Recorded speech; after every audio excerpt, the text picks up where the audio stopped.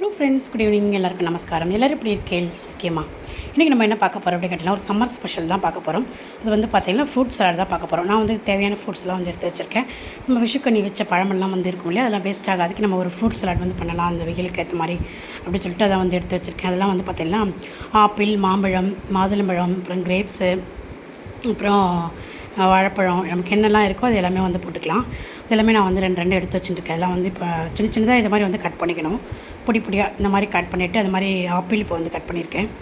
அடுத்தது வந்து பார்த்திங்கன்னா கிரேப்ஸு, அடுத்தது வந்து மாதுளம்பழம், அப்புறம் மாம்பழம், அது எல்லாமே இது மாதிரி சின்னதாக வந்து நான் வந்து கட் பண்ணி வச்சுட்டுருக்கேன் எல்லாத்தையும்.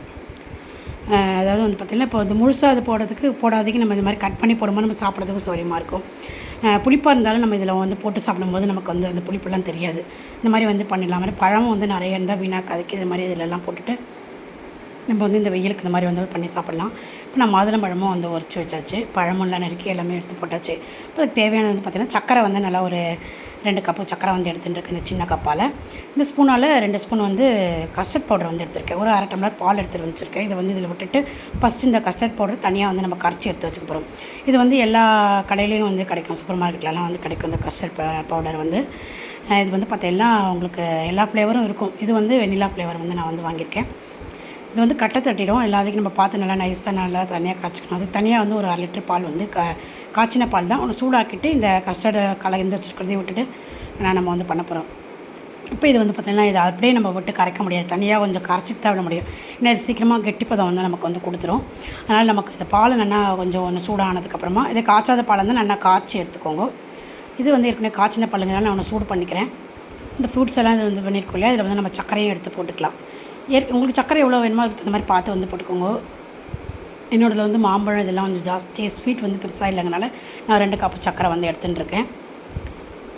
உங்களுக்கு எல்லா ஸ்வீட் நிறைய இருக்குன்னா நீங்கள் சர்க்கரை வந்து கம்மியாக வந்து பார்த்து போட்டுட்டா போதும் உங்களுக்கு தகுந்த மாதிரி.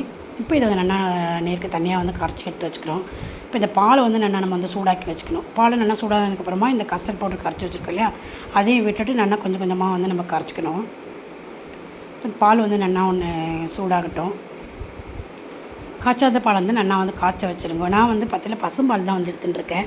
நீங்கள் வந்து பாக்கெட் பால் எடுத்துட்டாலும் நல்லா காய்ச்சின்னு விடுங்க நல்லா. இப்போ நான் அந்த கரைச்சி வச்சுருக்கேன் இல்லையா கஸ்டர்ட் பவுடர், அதை வந்து கொஞ்சம் கொஞ்சமாக விட்டுட்டு வந்து இப்போ அதை வந்து கரைச்சிக்கிறேன். இது வந்து இந்த வெயிலுக்கு வந்து ரொம்பவுமே சூப்பராக இருக்கும். நீங்கள் வந்து அப்படியே சூடாகவும் சாப்பிட்லாம், நான் ஃப்ரிட்ஜ்லேயும் வச்சு சாப்பிட்லாம். இப்போ நான் வந்து இதை வந்து கரைச்சின்னு இது வந்து பார்த்திங்கன்னா கைவிடாமல் கரைக்கணும். நல்லா இதை வந்து கொஞ்சமாக அந்த ஏற்கனவே கரைச்சி வச்ச பாத்திலேருந்து கொஞ்சம் பாலை விட்டுட்டு அது நல்லா அதில் வந்து நிறைய வந்து அடியில் ஒட்டின்னு இருக்கு இல்லையா, அதில் சேர்த்தாப்புல நான் வந்து பாதியை வந்து கரைச்சி விட்டுக்கிறேன். இது நம்ம விட்டுட்டு கை விட்டுட்டு போயிடக்கூடாது. இது வந்து சீக்கிரமாக கெட்டி தட்டிடும், அதே சமயம் அடியும் பிடிக்கிறதுக்கு வாய்ப்பு இருக்குது. அதனால் கைவிடாமல் நல்லா கலரிண்டே இருக்கணும். ஓரளவுக்கு நல்லா கெட்டியாகிற வரைக்கும் கலரிண்டே இருக்கணும். இப்போ இது இந்த அளவு நீர்க்காக இருக்கு இல்லையா, இப்போ இதை கொஞ்சம் நேரத்தில் வந்து பாருங்கள் எப்படி நல்லா கெட்டியாகிடும். அதே சமயம் ரொம்ப கெட்டியாட்டம் ஆனாலும் நமக்கு வந்து சாப்பிட்றதுக்கு கொஞ்சம் ரொம்ப கெட்டி சாப்பிட்றதுக்கு கஷ்டமாக இருக்கும். ரொம்ப கெட்டியாகிடும். ஓரளவுக்கு கொஞ்சம் கெட்டியானால் போதும். இதை நம்ம கைவிடாமல் கலரிண்டே இருக்கலாம். நம்ம இதை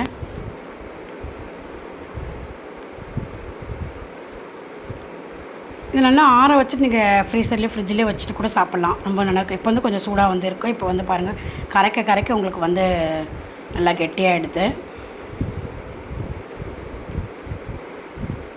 இன்னும் நல்லா உங்களுக்கு கலர் இன்னும் நல்லாவே அது சூப்பராக வந்து கெட்டியாகிடும். இது நல்லா கொஞ்சம் கெட்டியாகட்டும் நான் உங்களுக்கு காட்டுறேன்.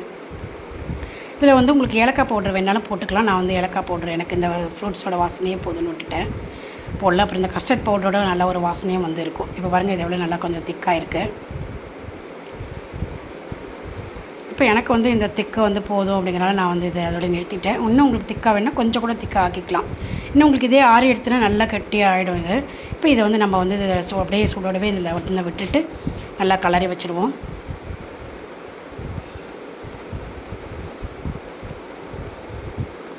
இப்போ இதை வந்து நான் அதில் வந்து எல்லாமே கரைச்சது எல்லாமே வந்து விட்டுட்டேன். இதை நல்லா கலக்கி வச்சுருவோம்.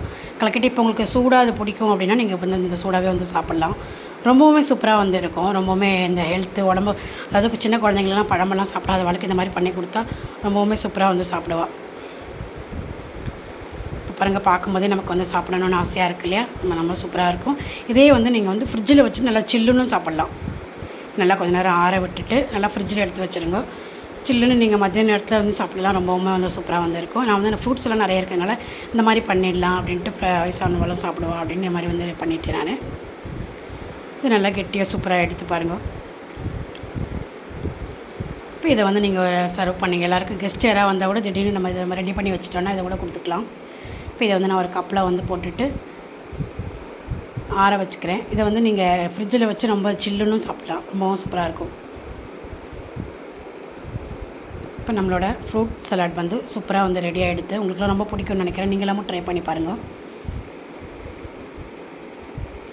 இது மாதிரி பழம் வேஸ்ட் ஆகாதுக்கு இந்த மாதிரிலாம் பண்ணி கொடுத்தா குழந்தைகள் வந்து சாப்பிடுவா. ரொம்ப ஹெல்த்தியானதும் கூட அல்லவா. இந்த வீடியோ உங்களுக்கு ரொம்ப பிடிக்கும்னு நினைக்கிறேன். நீங்களாமும் ட்ரை பண்ணி பார்த்துட்டு எப்படி இருக்குது லைக்கும் கமெண்ட்ஸ் பண்ணுங்கள்.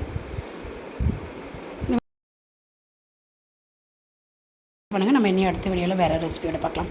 Okay friends, thank you.